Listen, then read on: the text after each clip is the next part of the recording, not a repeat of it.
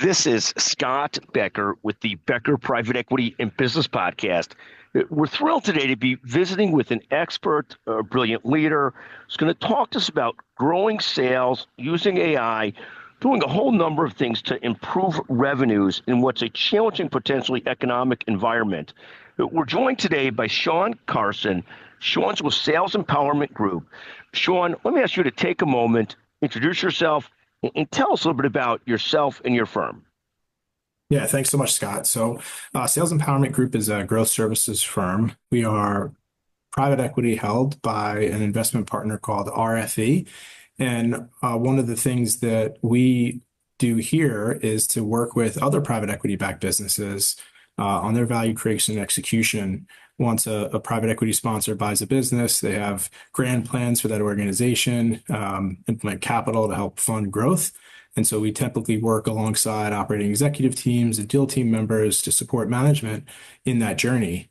And we have a unique approach to that, which hopefully we'll spend a little bit more time today talking about. Thank you. And talk about, is it sort of working side by side with the team, helping them hire reps, helping them think entirely about the whole growth cycle and revenue cycle? Talk a little bit about where you specifically work with companies. Give us just a deeper sense of that, if you don't mind. Yeah, for sure. We tend to get involved with companies at all different stages of the investment life cycle. So some of our partners we work very closely with prior to them closing a transaction to help get a better sense of the commercial opportunity, what's working well, and what the potential areas of improvements are. And then others we're working with, that are already affiliated with our partners and, may look to really ramp growth. And the way we can do that takes on multiple different forms, right? It may be helping to augment some sales talent, maybe sourcing sales talent, helping on demand generation, strategies and tactical execution, work streams, working with the existing sales professionals and marketing team members to help better enable them and help them perform at a higher level, and really everything in between. And that's why, I use that term intentionally as growth services. There's a lot of really reputable and very smart sales and marketing and commercial resources that are out in the market. We like to think we're a bit unique in that we not only help it in the advisement, but then we also help with co-execution to really drive those outcomes as efficiently as possible. Thank you. And Sean, when you come into a company, give us a sense of the range of what that looks like in terms of the depth and sophistication of the sales teams, from sort of really totally built out, but just need some help on the demand generation side or something, versus those that are really building a sales team from almost ground zero, where the founder's really driven a lot of the sales before. Talk to us about the different breadth of what you see out there. Yeah, it's a good question, Scott. And our firm really focuses on the latter. We tend to spend a lot of time with first or second institutional round capital financing relationships. And you hit the nail on the head. It's generally a founder and a small team that have, been responsible for carrying the workload. And as a function of this, capital infusion, how do they take what those individuals and those teams have done so well and make it repeatable and scalable? And that's ultimately where, we tend to spend a lot of time. So it's not uncommon for us to get involved with a founder-led business and to work with them on replicating the types of things that they do just innately, because they own the business and they're deeply involved in it and they exude confidence with their customer base. When you start to scale commercial aspects of a business, you need to help translate that confidence and also that intellectual information throughout the rest of the team members. And so that's an opportunity where we kind of come in and work alongside everybody to ensure that we extract the right information, help put it in the right format, and then help support those activities to drive the best possible outcomes for that organization. Thank you. And talk for a second about go-to-market strategies. Some of these founder-led companies, things started sort of word of mouth or based on their Rolodex, who they were working with, or whatever niche they were in. And then the world's evolved so much, and obviously there's a limit to how far you can go with the founders' contacts and relationships. How are go-to-market strategies evolving, and what are some of the things that you're seeing out there in terms of how people approach the market that may be the same as it was 10 years ago, but also might be different? What sort of evolutions are you seeing? Yeah, I mean, there's a lot of change happening at a very rapid pace, and I think the one thing that we tend to see that's explicitly evident is that people are really taking their time to understand what it is that they do well and what their customers look like that are aligned with those outcomes. And so we spend time with organizations to really dial that in. Knowing your customer is really important. And the barriers of entry are really low. With the right technical aptitude and a right value proposition and solution in the market, you don't really need the massive amounts of overhead that you previously did, even 10 years ago, to solve important problems. And so, if that's a manufacturer of a new product that's designed to help risk mitigation in travel, or a software application that's designed to help transfer data from, one platform to the next, and all things in between, there's a really high priority to ensure that you're delivering value to your customers and that you're able to communicate that and find them effectively. And so that, I would say, from a commercial standpoint, is top of mind. Every single business that we work with, table stakes is really understanding, like, who is your ICP, and what is it that they obtain from working with you, and how are you helping them to solve critical problems in their business, and then extrapolating that out back into things that are going to be important to growing the top of the line. And it really becomes sort of a virtuous cycle if it goes well, where your customer, your client really understands what they're doing and who they're doing it with, who their ideal customer is, and constantly hitting that product market fit with their customer so that you could then repeat it, where so much of that early on is stuck in the founder's head and the founder's core team's head, and now trying to scale that as a private equity fund who makes a growth investment wants you to do so. Yeah, that's right. I think the biggest difference between founder-led businesses and private capital businesses is, the time horizon for growth, right? And so if, we know the requirement for private equity is they want to buy a business, help infuse capital into it, and give it more resources so that it can continue to do the great work that it's done. But there is a limit to the timeline. And so, when you think about hold periods, even though they're extended now, just privately held businesses that are just run by founder, owner, operators typically don't have that same level of acceleration required to hit these, pretty significant growth metrics. And so that puts a lot of pressure on those teams, right? And if they haven't been oriented to that type of environment, they could tend to try to do everything all at once. And that can be, certainly problematic. So when you have a right type of framework and the right type of approach, you can take the risk out of that journey and help to, provide a better path for you, your employees, and most importantly, your customers, right? Because if you start trying to grow too quickly without taking into account, customer resources to manage your clients appropriately, you can create your own internal problems. And so, having that balance is going to be really important as you start to execute against the plan. Yeah, yes, 100%. And Sean, I couldn't agree with you more. We've seen situations where people get their sales and marketing gets ahead of their ability to deliver, and then you've got a one and done problem with customers, and it's a horrendous repeat cycle versus a virtuous cycle. So constantly making sure you could grow and deliver side by side. I think that's right on. Talk for a second, if you don't mind. Really, I'm going to ask you two questions. First is artificial intelligence. Everybody's talking about artificial intelligence. How is that impacting go-to-market strategies? And then second, you work a lot with your private equity sponsored companies.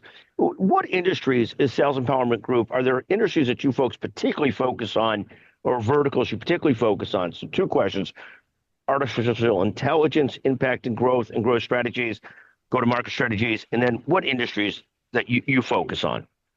Yeah, sure. Happy to. So on the AI front, we see it as a catalyst. I think there's a lot of noise out there right now, with emerging technologies and the capabilities that come along with them. The first thing that is natural from a human response is, a little bit of fear, a little bit of uncertainty. What does this mean for my job? How is this going to upset, how we're operating the business today? We have the benefit of working with hundreds of companies across multiple industries. So SEG, or Sales Empowerment Group, we primarily work with industries in the B2B sectors across all verticals. We're not really oriented for consumer-based businesses. And as a result of that, we get a lot of visualization in terms of how customers that we're engaged with are already using AI, what the gaps potentially are in terms of where we can pull forward those capabilities for those businesses. And one of our core values is we're going to be our best customer. So, when we make recommendations to our clients and our partners, they're likely deep rooted into strategies and tactical execution of things that we're doing every single day ourselves. And that also gives us an advantage in the market in that we operate very, very lean for the size and the scale of our business. But we also have proficiency across all of our internal teams in these capabilities. And so an example may be, our, demand generation and lead sourcing efforts. They're leveraging the same platforms and technologies that we've advised clients on implementing into their business. And so we can be not only a good resource, but we've also had the opportunity to understand what works well and what doesn't. And that I think is a really important attribute because the way that technology is being leveraged, particularly AI today, is changing so quickly. And so, what works for one business may not necessarily be viable for another. And without that technical aptitude or experience, you could waste time, energy, effort, and money all in the same. And so that's an opportunity that, we feel very confident when we give a recommendation or give guidance that it's sound and that it's battle tested. But yeah, there's definitely a lot of changes on the AI spectrum. And I would say that it should be a catalyst for growth. Even myself, I leverage AI tools across multiple work streams every single day, and that has given me an advantage versus myself 10 years ago, where everything was much more manual, where I was relying on other people resources or departments to help provide me the information that I needed to be effective. Today, that's just not the case. Does it amaze you ever at how quickly you're starting to access AI in different places? And now when you don't have it, it starts to be irritating? I mean, is it amazing how quickly that transformation has happened? Yeah, it definitely is. And, I like to be a consumer of technologies. I think the more you can understand anything, the better informed you can be, and the better the opportunity is for you to help it be useful for you and what you're doing, both in your professional and personal life. And so I would encourage people to lean in and start to leverage those things. You have to be it's a balancing act, right? You don't want to go all in and just take everything that ChatGPT or Bard or Grok throws out at you. You have to understand that it's not perfect and it requires validation. But if you can get 80% there in a couple minutes, use that balance of time to then validate and then go put it to work for you. Well, and that's one of the beauties of having context in what you do and having done what you folks do for a long time, is you understand the context in which you're putting that technology to work, which is a huge difference than other people who are not. Talk about business to business sales forces, and I've seen different ones. In some business to business marketplaces, there might be 500 to 1,000 potential ideal customers.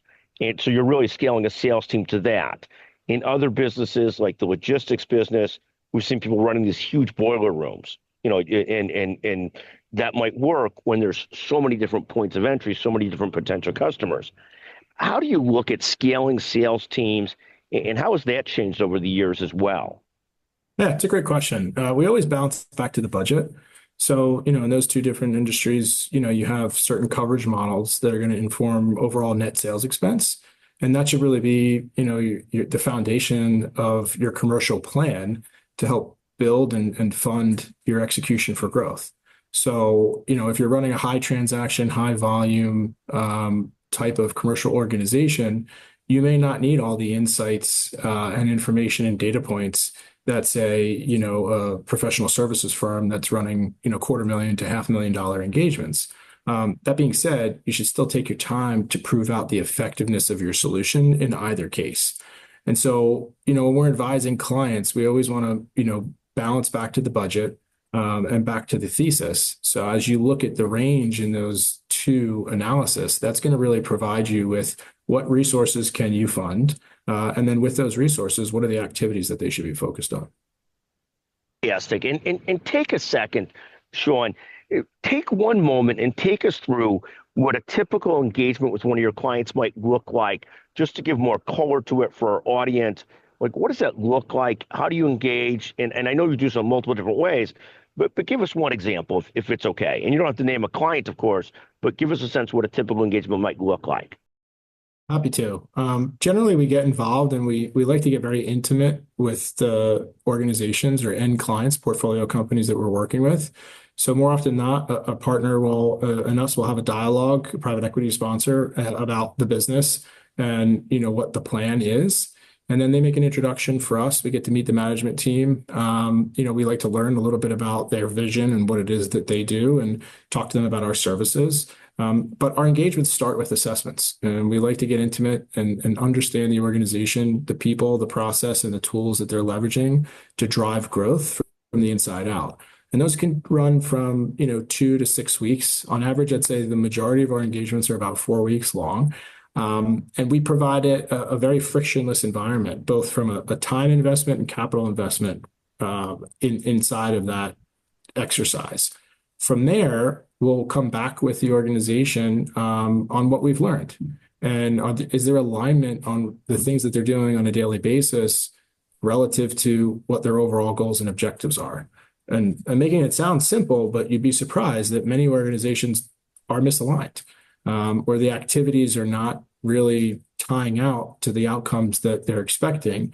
And there could be an issue, or there could be even a larger opportunity that they're missing as a result of that. And so as we've round out those assessments and complete that work, we bring everybody back together, our partners in the private equity space, the management teams, and key personnel, and review what we've learned. And there's generally about 3 to 5 questions that the board and the CEO or CRO and our partners want to have answered. So we'll answer them, and then we'll come up with, if there are opportunities that we see that could accelerate what their objectives are or accomplishing their objectives, then we talk about those as well. And that's really where our services come into play, which is very unique with respect to like co-execution. Let me ask you another question. And again, I apologize, Sean, for going longer and deeper than I teed you up for. So I apologize. But bear with me if you're okay for a couple more questions. Yeah, please. Okay, great. So here's a question for you. So many businesses, or let me ask you if you see this. Some businesses, for example, constantly sold and developed business through trade shows, and a lot still do. Or they originally developed business almost hand-to-hand combat, and a lot still do, and meaning hand-to-hand, one-on-one sales.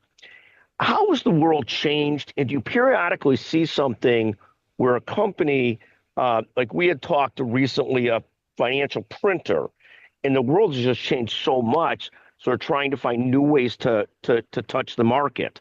How often do you see in the changing world that we're in that the way in which people go to market has just changed a lot over the years, and how much is it sort of thought so, but you really just have to go back to basics? And I know that's a multi-piece question, but it really gets to how much has the world of how people go to market changed over the last several years, and how much do they need to go back to basics, or do they need to do something different?